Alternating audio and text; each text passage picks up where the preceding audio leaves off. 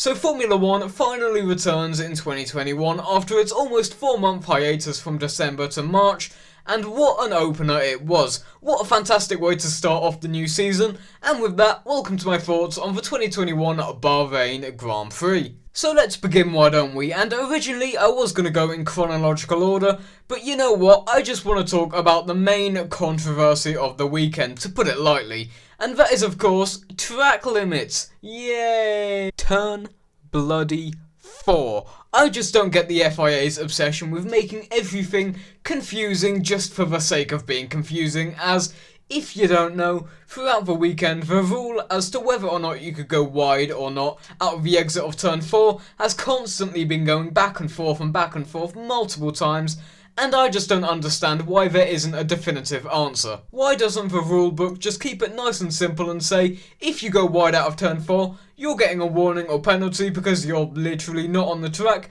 but instead, for some reason, it's more like, if you go wide out of turn 4, you might get a warning or penalty, possibly, perhaps, if we feel like it. This obviously wouldn't have been as big a deal if it hadn't been for the fact that the victory was ultimately decided by this little controversy.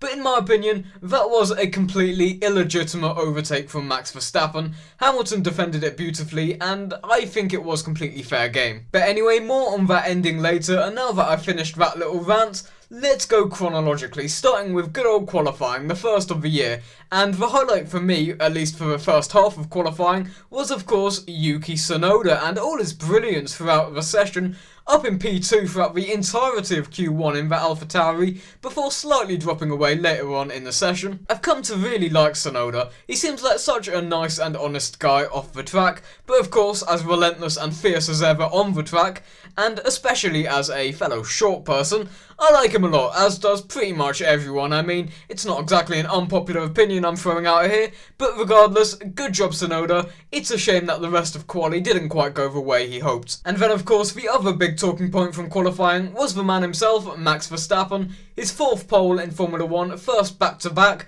and what an absolutely unbelievable lap from the man, putting his Red Bull on pole by almost 4 tenths. 4 tenths! What? I'll get more onto this later, I'm sure, but with that ridiculous pace, please can this year finally be the championship decider we've all been waiting for between Verstappen and Hamilton, because I will be honest, I'm more of a glass half empty kind of person, and I know with just one race alone, it doesn't cement Verstappen as on par with Hamilton pace-wise. I think we'll have to get a bit more into the season to get it all laid out in front of us, but anyway, I digress, let's get on to the race, why don't we? So then coming on to race day, and the first team I want to talk about is Haas, and more specifically the lack of anything from Haas. Of course, everyone's favourite driver, Nikita Mazepin, spinning on the first lap, bringing out the safety car, and then not long after that, the exact same thing happening to Mick Schumacher, just one little touch of oversteer, and as soon as that back end steps out, that's it, into the wall with you, and we didn't really see Schumacher for the rest of the race, with him finishing down in 16th, last of the finishers. Quite a funny stat from this race is actually that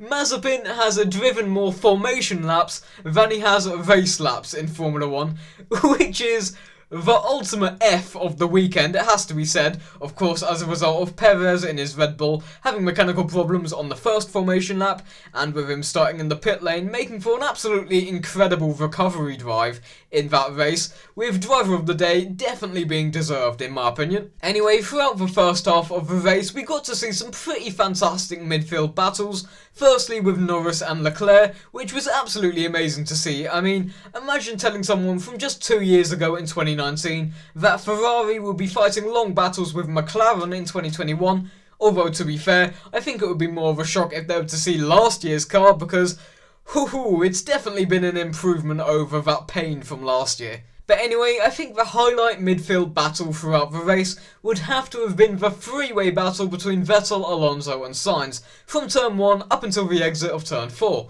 2 multiple-time former world champions against a potential future world champion. It was pretty great to see, wasn't it? Eventually ending with Alonso losing both places to both Sainz and then to Vettel. It was around this point where I started to regain some lost faith in Vettel. I am a massive Vettel fan, and this was some brilliant racing from him. Surely it can only get better and better from here, right?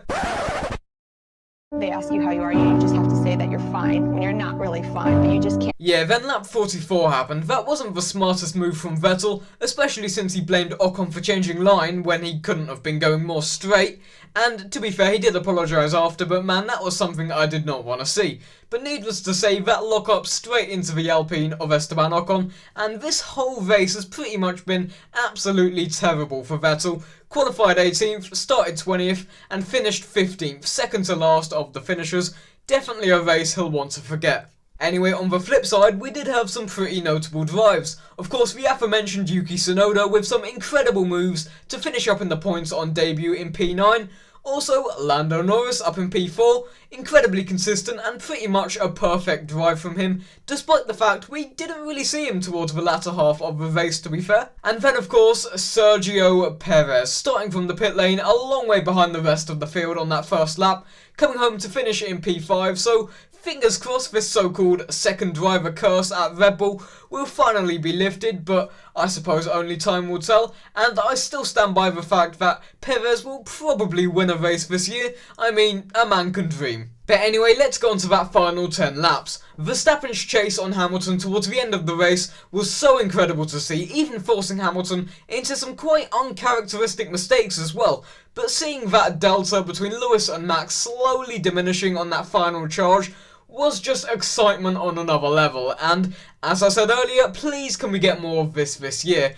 I beg of the motorsport gods, can we have a championship decider as good as the battle for the lead was in this race? And then of course it all culminated with Verstappen's attempted overtake, and as I previously said, I think it was justified to give the position back. He was a country mile off the side of the racetrack there, and although if Max had waited just a little bit longer, he probably would have easily taken Hamilton with what, 5 more laps to go, but nevertheless a well-deserved win for Hamilton, still showing he has what it takes, and he's probably happy to finally have a long-awaited challenge, especially if it runs all the way throughout this season.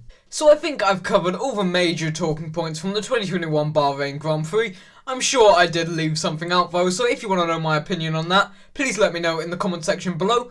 But one thing I do want to talk about is my perspective watching the race, which was the Channel 4 coverage, at least here in the UK, which was incredible, with Alex Jacques as the new head commentator. I mean, Ben Edwards will always live in my heart as nostalgia because he was absolutely brilliant, and I was pretty sad when I heard about his retirement at the end of last year, but I definitely think Alex Jacques is without question a worthy replacement, after of course commentating on Formula 2 for Sky Sports previously. But anyway guys, that's it for this video. If you enjoyed it, be sure to subscribe, comment, share, and I'll be back in the next video. See ya!